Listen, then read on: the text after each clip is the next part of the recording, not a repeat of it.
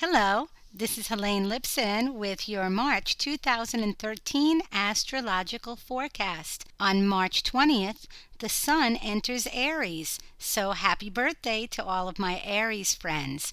March 20th is the vernal equinox, and coming off the winter equinox, which was December 21st, 2012, this extremely powerful vernal equinox is seen by many as the true birth of a new consciousness. While the Sun is in Aries, it's a time when all of us have the opportunity for new beginnings. The Aries energy manifests in assertiveness, courage, risk-taking, directness, initiative, increased sex drive, and a pioneering spirit. Decisive action can come more easily now, but then, like the fiery sign of Aries, so can anger and conflict. All in all, this is a good time to initiate new projects and activities and move old projects forward, taking advantage of the courage that's in the air now.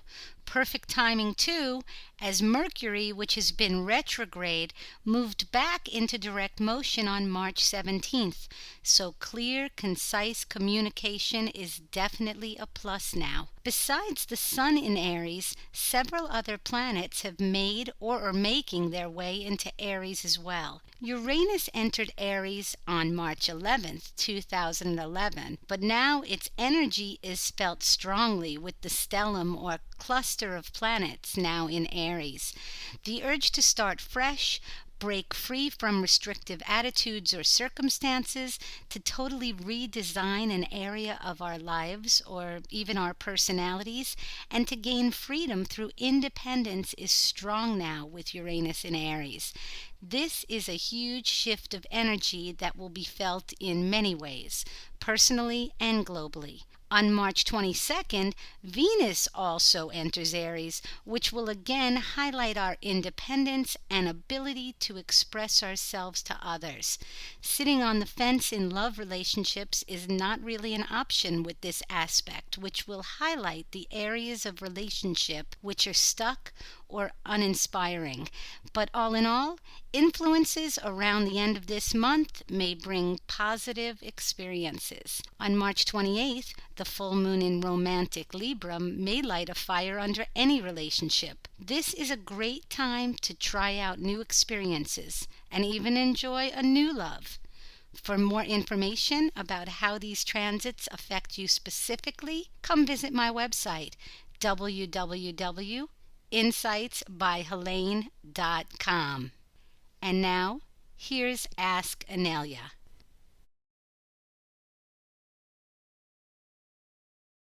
Hello, and welcome to Ask Inelia. I'm your host, Helane Lipson.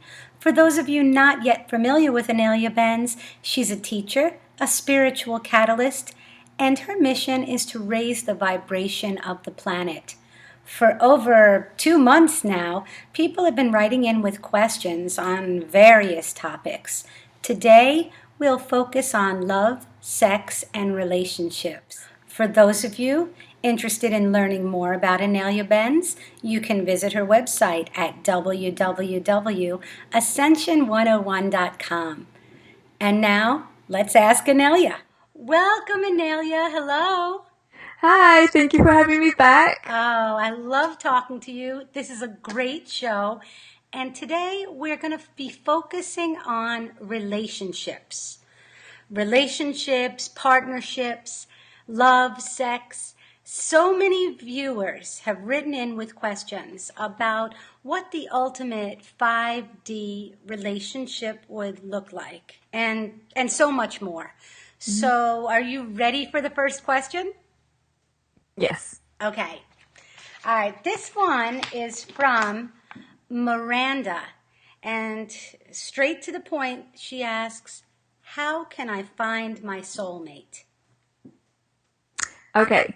The first thing that you have to realize is that every single human being on the planet, no matter what shade of color they are, whether they're light workers or dark workers or in nothing, whether it's somebody homeless in the street or someone who is enlightened, it doesn't matter. Every single being on this planet is your soulmate. Oh. Yeah. And then, of course, the illusion of separation and division and resonance come in. Now, what you might be asking is, how do I find somebody who really resonates at my level, who I can work with without having to put masks on or defenses up? That's different, right? Yeah, I think that's what she meant, though. Right. And that, you see, comes from inside. First, you have to build that up and create it within you by yourself, with regards to yourself, with regards to your own body, and with regards to your own environment. Once you have that, then part of what happens on the planet, you will immediately attract individuals who resonate at that level too. And then you can choose and pick. There isn't the one. There isn't a soulmate. Yeah? Mm-hmm. So, yeah, this is what you do. Interesting. And a lot of people think that they're looking for just one person, like a needle in a haystack. That's a program. Yeah. That's a socially programmed thing with all your, all the stories we heard as children, Cinderella, Snow White, and all those. Look at Snow White. She finally became independent. She went off into the woods and started living with 7 men. But no, it had to be the one, tall, handsome one, to come in and kiss her to wake her up again, right? And then live happily ever after. What about the other guys, Well, we're told we have to kiss a lot of frogs before we find the right prince. Exactly. That's the illusion. Yeah, that's the program. That's the program.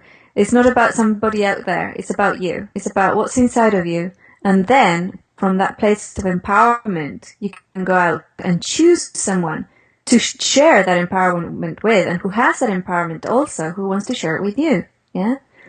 It's a completely different way of seeing things. Yeah, it is. Now, our next question, very interesting, from Susan from San Francisco, California. And she says, "Hi, Inelia. Thank you for all the wonderful work you do. My question is about my marriage. My husband and I are on completely different wavelengths. As I continue to evolve spiritually and ascend, he seems to understand me less and less.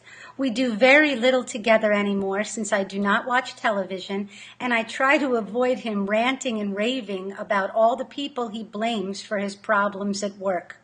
We have 2 young children, so leaving him right now is not an option. What can I do to stay happy as we are living under the same roof together?" Live him. The rest is all stories. The rest are all stories, and they're based on fear. Yeah, you have 2 young children, and you think, all these social programs and your fears, how am I going to feed them? Perhaps you're financially dependent on this person. Well, you work it out. Yeah, you work through your fears of poverty and lack. You work through your fears of losing your kids. You work through your fears of thinking that the kids need a mother and a father and a family unit, and that's better for them than living with a crazy person. You work through all of those fears, right? And then you also go into a space already, into a space of joy, light, love. You have to be in that space from the inside out. And you project that consent to say, my environment is light, love, and joy. Yeah? And that's the only thing you consent to. And you don't consent to anything or anybody bringing or trying to lower your vibration or bringing lower vibrations into your own field. And you know this. It's not I'm asking for to an external power. You don't enter into a field of it. You are it. And you exude it. sooner or later, right, once you start working and living from that space, that situation will either morph very, very quickly into one that is also in that space. So that person, your husband, will go into that space also, or he will leave, yeah, or you will have to leave. Everything else are stories, and everything else is probably based on fear. So, you have to move and step into your own empowerment here. Wow, I'm blown away by the answer, okay? I didn't expect that to come out of your mouth. I really didn't expect you to say, leave him, just like that. I mean, I imagine you're right, because that old paradigm of feeling powerless, well, I'm stuck here, I have no choice, I have no money, we have these children, is all part of the old paradigm. Exactly. It's all part of the old paradigm. I mean, and I'm going to tell you, I really feel like when I saw this question, so many people can relate to this. So many people are just staying in unhappy relationships because they're afraid that they wouldn't be able to survive monetarily. Young children, you need help from another person. It's in childcare. So it's like, I mean, I can see a lot of people relating to this. Wow, what an answer. That was really interesting. Our next question is also very interesting. It's from Jesus. And he says, hello, Inelia. I have an addiction with sex, and I keep thinking thoughts on the sex subject. Then I feel guilty because I know it's wrong. Are there any suggestions to help me deal with this problem? The first thing you have to realize is that it's not wrong, okay? The other is that you probably have a very active lower and lower. The first and second chakras is the lower ones, right? The ones in the sexual areas. Yeah, the sacral chakra. The sacral chakras, right. And so therefore, what society teaches us, when we have any attention in that area, when we have any type of energy in that area, what society teaches us is it's about sex. You have to have sex, you have to have satisfaction, you have to touch somebody else, connect at a sexual level, and all that stuff. That's all a program, yeah?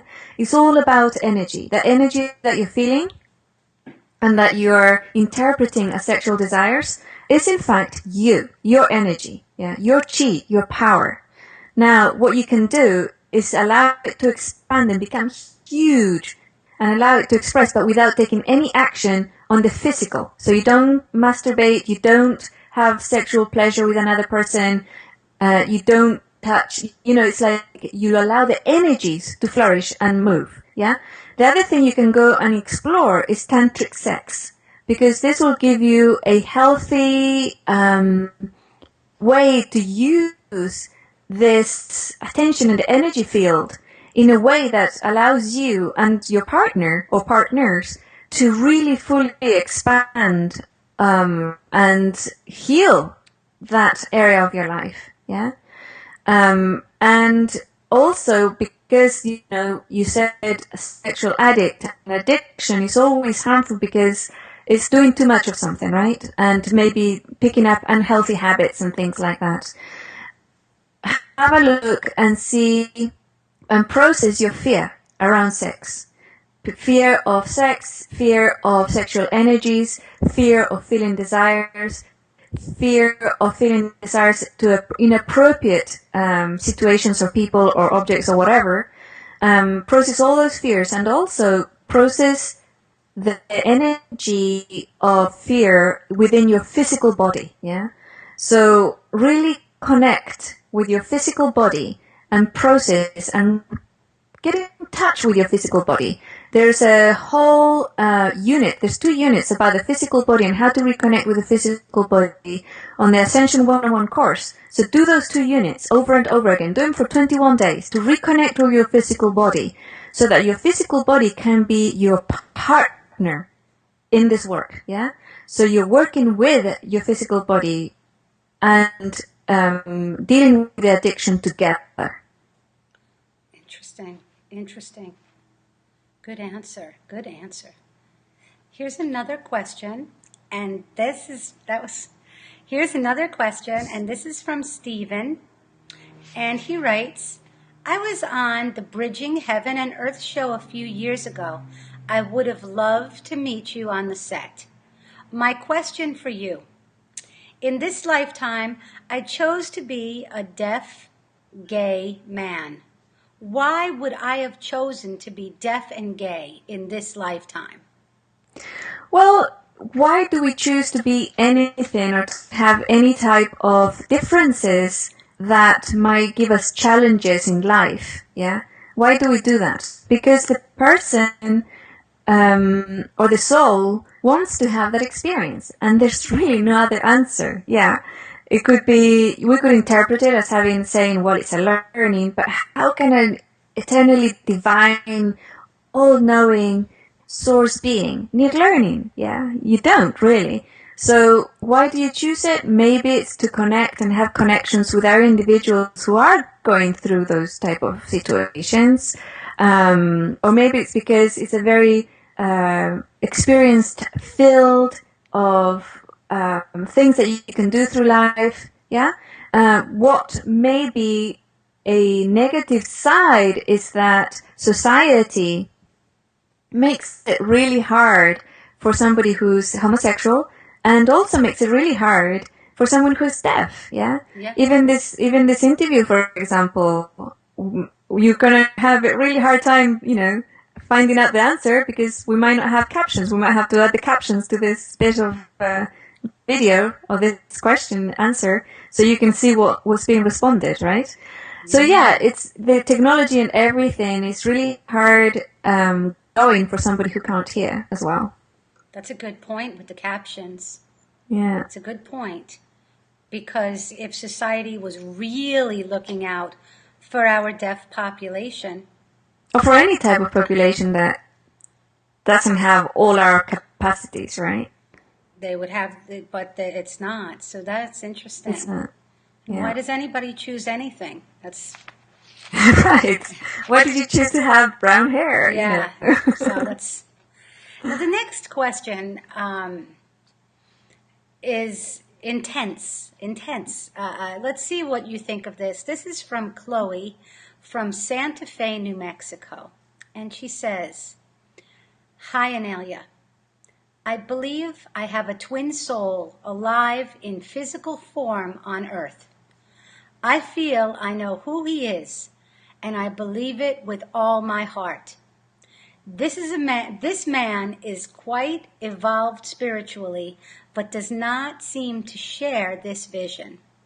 When I asked him about having a twin soul on Earth, he told me he was a unified soul, meaning both parts of his twin soul fully merged into one unified soul.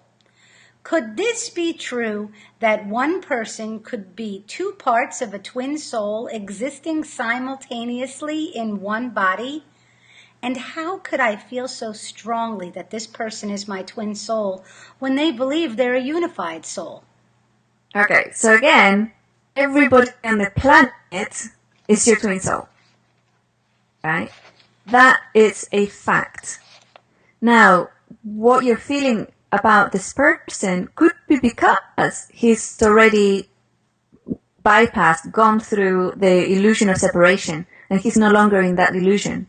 So he is everybody's soulmate. So anybody who resonates at his level or will see him as a high vibrational being will immediately mistakenly think this is my twin soul in a very exclusive way, yeah?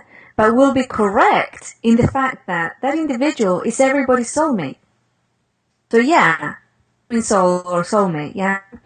I get this all the time. Individuals come in and say, I'm 1000% sure that you're my soulmate. To me, yeah? I'm sure. And this is the answer. I don't have the illusion of separation. So I am, in a way, them. And that is what they feel. Because we are all of each other as one being, yeah? So when you're resonating, sometimes this other person might be the only person that you've met that resonates at a high vibration, higher than anybody else you know. So therefore, the mind and everything and the illusion of separation and exclusivity kick in. These are programs. These are programs. What he's saying is he's no longer a separate being. He's no longer in the illusion of being a singular entity. Yeah, he's interpreting that, or maybe he's explained that as saying, my soul is integrated now. I don't have a split anymore. Yeah. So yeah, you're both correct. So how do you become a unified soul? How do you become integrated? You step away from the illusion of separation. I mean, you can say, well, how can anybody in the planet be my soulmate? How can everybody on the planet be my twin soul, right? Or my twin flame? But they are.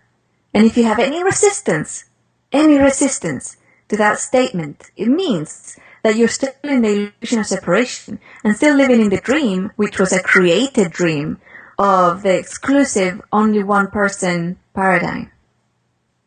So you'd become a unified soul by just changing your thoughts about this? I mean, it's a knowing, yeah? Yeah, you can start from there, certainly. Yeah, you can start looking at your thoughts and saying, well, is this a program, right? And your emotions as well, and your wants and needs. Because you see, where you're coming from is a need. I need to find my soulmate. I need to be complete. Where does that need come from? It's an interpretation which has been corrupted, and it has been exploited by the old paradigm of a need or a drive to connect back to source, yeah? Mm-hmm. To be unified, to become complete. And that completeness only happens in source. The twin flame or the meeting and joining with another is just a stepping stone, or it's just an illusionary temporary thing, yeah? Yeah. But it's once you move away from that separation illusion that you can really be yourself. And you will never, once you reach that point that you realize you are source, you are everybody, you will never be alone again. You will never feel alone again. So what are the two pieces?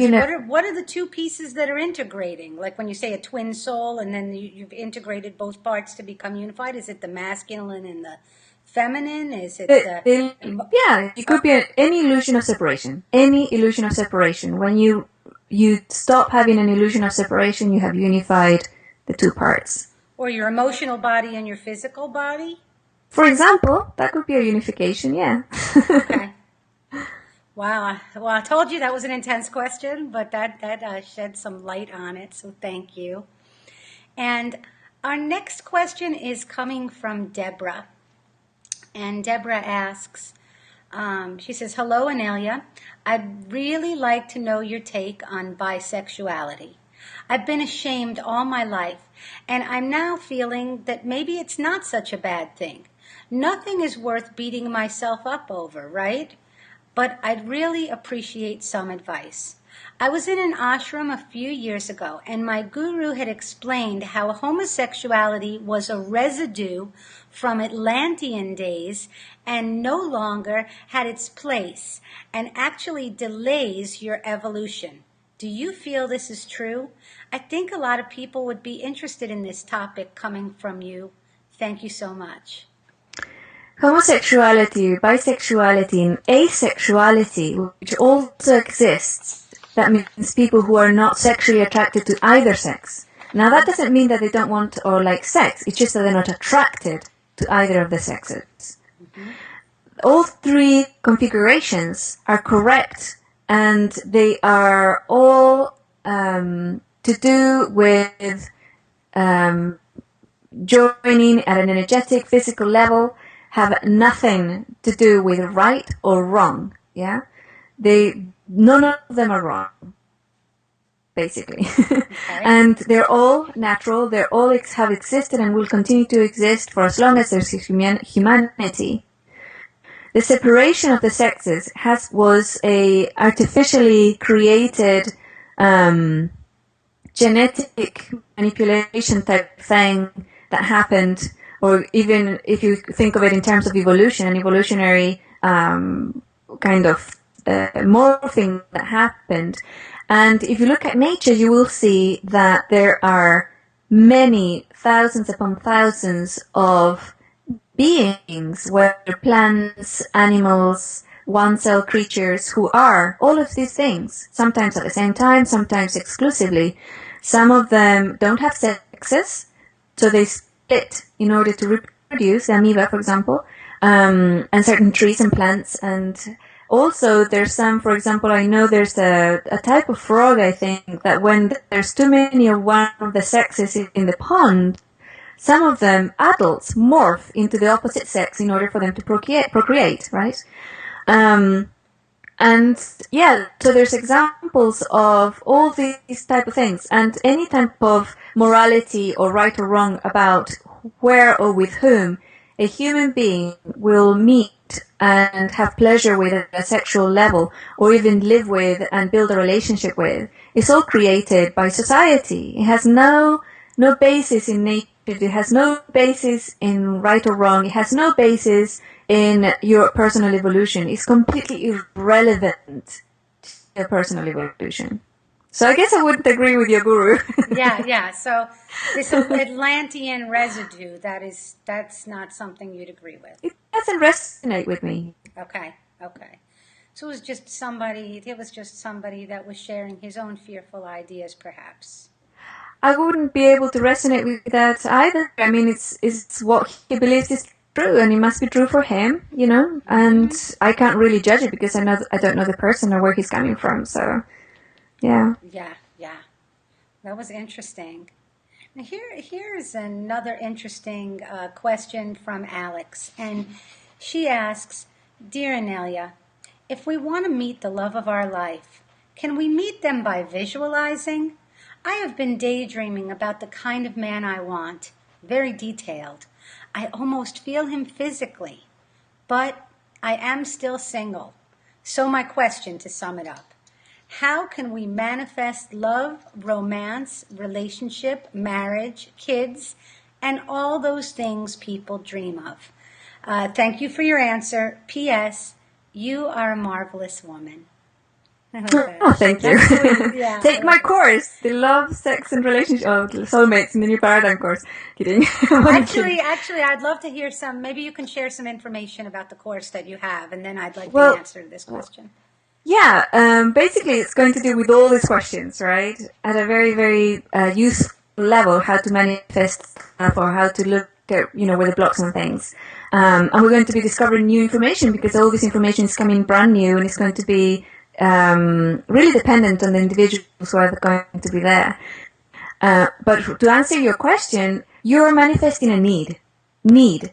So you will always manifest need. You can't meet your perfect partner in your life if you have a need. Energy within that manifestation tool that you're using, and you're using all the right tools, right? And I'm hoping that when you're really nearly there touching this person, you're in a place of joy, like love, yeah? If you feel extremely joyful, that's what and then you release it. Because that's the key here. You're going to the whole situation in your mind, you daydream it, you go into that place of absolute joy, light, love, and then you release the situation, yeah? You release it because it's not necessary anymore. You've had it. You already have it. So, and there's the resistance, you see, because when you go there and you go, oh my gosh, but if I release it, I will never have it. So that's one of the key components of the catch-22 situation. You need to release the need for the dream in order to have the dream. But when you have the dream, you don't longer care whether you have it or not. Yeah? Yeah. Well, so it's like, it's hard. That's what you're looking for. You're seeking. You're almost pushing it away because you're needing it. And that's the main idea. The energy of need. You're manifesting the energy of need. So you manifest need. In order to manifest need, you mustn't have what you need. Interesting. But if you're already that, if you have that loving feeling in your heart, if you're joyous every day, if you're feeling so loving and love spills out of you, and you're loved, and it comes, then the love would be naturally attracted to you. Right. So that's Because nice. you don't need it. Now, I do have one last question, and I know we're running out of time, but I do have one last question, and this is like kind of a clarification question, really with terminology. And it says, Dear Inelia and Helane, I would like to thank you for all the information you are sharing. My question is, are karmic relationships and twin flames the same thing? And honestly, Inelia, I think people are very confused with this terminology: twin flame, soulmate, karmic relationship. And she says, can you explain a bit more about these concepts? Right. The karmic cycle was something that was being played with and necessary, I suppose, in the old paradigm. Yeah. So you would have karmic relationships with individuals where a karmic thing is like a trap, like a cycle that you can't get out of because you can't see it. Yeah, if you can't see something, how can you get out of it? You can't. Then when in this new paradigm, because we're expanding on our awareness through raising our personal vibration, you're able to see. You're able to see stuff. You're able to see more. Therefore, once you see a cycle that you're stuck in, like a broken record, you can simply have the intention and have the action of stepping away. Yes. So basically, karma is no longer needed or necessary. Yeah. Mm-hmm. That's why there's so many teachers out there saying karma has ended. There's no longer any karmic stuff and all this type of thing. This is what it's reflecting: the fact that it's no longer needed. It's not a game we want to play anymore. So that would be karmic relationships. Now, twin souls and twin flames and soulmates. Oh gosh, there's so many definitions out there. My suggestion would be to look for the definition that really resonates with you of each one and then stick to that. Because, it's like, it could mean all sorts of things. But it's all part of the illusion of separation. Yeah? So, yeah. Do you want to step into separation or do you want to step into oneness? Interesting. So it doesn't matter what you're calling it. Not really. A soul match, a soulmate, a twin flame. Interesting. Right. It's just that we're looking at, and on a closing note about love and relationships, about 5D love relationships as we close out this program today. Inelia, do you have anything that you wish to share? Yes. One of the things that you could start right now, because the 5D is something we are creating in every single moment of our lives. One of the things that you can do right now for the next 21 days is have no secrets. If you have any secrets, release them. Release all your secrets. There is no privacy in the 5D. Yeah? It cannot be, because we're all one and we're all united. You will have access, or you do have access now, actually. You're just pretending that you don't, but you actually do have access to everybody's memories and everybody's thoughts at every moment of every day. So think about that. Think about the way that you think, the things that you do. If you don't want somebody else to find out about it, then have a look in there and process that energy, because there's something there that's blocking you from being united, from being complete. So I would say the best thing you can do for relationships of all types is start looking and seeing and watching, and that's part of the intention behind your thoughts and your actions as well. Yeah. How would I feel if somebody else read this? How would I feel when you send an email, for example, or a text? How would I feel if this became public? Yeah. How would I feel if some such and such found out that I wrote this about them? And then work from a standpoint of thinking and knowing that that's going to happen. I know that such and such person is going to read this. So if you're communicating to somebody else about this other person, what would you say? Would the words change? Yeah? And if you're talking about your husband, your wife, your boyfriend, your girlfriend to somebody else, talk to them as though the person was in the room. Yeah? Mm-hmm. And with every type of relationship, talk to other people as though, if you go home, you're tired, you had a horrible day, you go home to your partner, your husband and your wife, and then you want to talk about and give all sorts of things about all these individuals. Well, pretend that they're in the room. Yeah? And then communicate about them as though they were in the room. You'll see that your energy will change dramatically. And then have a look at the intention about the communication. Well, I'm communicating to my husband or my wife about Johnny at work or Mr. Smith to bring in the matrix. What is my intention? Do I just want to spill bad vibrations everywhere? Do I want to share it so that because it helps me to process it? What do I want to do here? Or do I, so imagine that Johnny or Mr. Smith is in the room and then start talking to your husband about them. So I really feel instead of, that B, whatever F person, did this and that, and then that caused this and this to me, and I hate blah, blah, blah. Well, how would it change, Well, I really feel that if Mr. Smith had taken or responded in this way rather than that way, our work situation would have been much better. Do you see the change in energy? Yes, I do. Yeah. Interesting. That would be, for the next 21 days. This is where you talk about being impeccable with your word and being impeccable with your action. And that is basically a perfect description of what you say in so many of your articles, on your website, and so many of your interviews. And I think it's beautiful advice. 21 days. Thank you so much for another excellent Ask Inelia. Till next time, Inelia.